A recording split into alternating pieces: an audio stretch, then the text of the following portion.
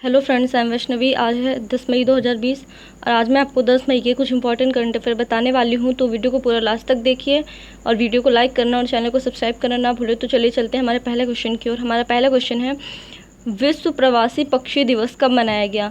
तो अभी 9 मई को विश्व प्रवासी पक्षी दिवस मनाया गया है। तो अब बात आती है विश्व प्रवासी पक्षी दिवस। तो एक्चुअली ये साल में 2 बार मनाया जाता है। एक बार ये मई के दूसरे शनिवार को मनाया जाता है और एक बार अक्टूबर के दूसरे शनिवार को मनाया जाता है। तो इस बार मई का जो दूसरा शनिवार था वो 9 मई को पड़ा है, इसलिए 9 मई को इस बार विश्व प्रवासी पक्षी दिवस जो है वो मनाया गया है। तो ये मनाया क्यों जाता है? तो प्रवासी पक्षी के संरक्षण के बारे में जागरूकता पैदा करने के लिए और प्रवासी पक्षियों के जो आवास हैं उनको संरक्षित करने के लिए हर साल ये 2 बार ये प्रवासी पक्षी दिवस जो है वो मनाया जाता है। तो इस बार की प्रवासी पक्षी दिवस की थीम क्या है? तो इस बार की थीम है बर्ड्स कनेक्ट अवर वर्ल्ड, मतलब पक्षी हमारी दुनिया को जोड़ते हैं। तो ये मनाना स्टार्ट कब से हुआ था? तो ये 2006 से मनाना स्टार्ट किया गया था। इसके बाद नेक्स्ट क्वेश्चन पे चलते हैं, किस राज्य सरकार ने प्रवासी राहत मित्र ऐप लॉन्च किया है? तो अभी उत्तर प्रदेश गवर्नमेंट ने प्रवासी राहत मित्र ऐप जो है वो लॉन्च किया है। तो ये क्या है कि सरकारी नौकरियों और योजनाओं में प्रवासियों को जोड़ने के लिए यूपी गवर्नमेंट ने ये प्रवासी राहत मित्र ऐप लॉन्च किया है। तो अब इसे यूपी ने लॉन्च किया है। तो यूपी की कैपिटल क्या है? इसकी कैपिटल है लखनऊ। यूपी के सीएम है योगी आदित्यनाथ और यूपी के जो गवर्नर हैं वो आनंदीबेन पटेल हैं। इसके बाद नेक्स्ट क्वेश्चन पे आते हैं, हाल ही में कौन सा राज्य अफ्रीकन स्वाइन फीवर से प्रभावित हुआ है? तो अभी असम राज्य जो है भारत का वो अफ्रीकन स्वाइन फीवर से प्रभावित हुआ है। एक्चुअली अभी जो असम में 2500 सूअर की जो इससे मौत हो गई है और इसके बाद असम में ये हुआ है। तो बात असम की आती है।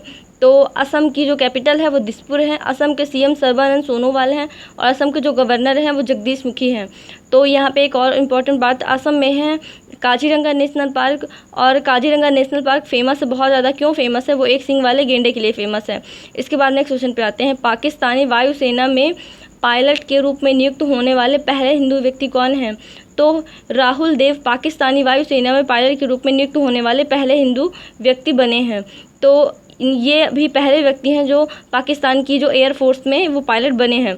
इसके बाद नेक्स्ट क्वेश्चन पे आते हैं, मूडीज़ ने वित्त वर्ष 2021 में भारत की विकास दर कितने प्रतिशत रहने का अनुमान लगाया है?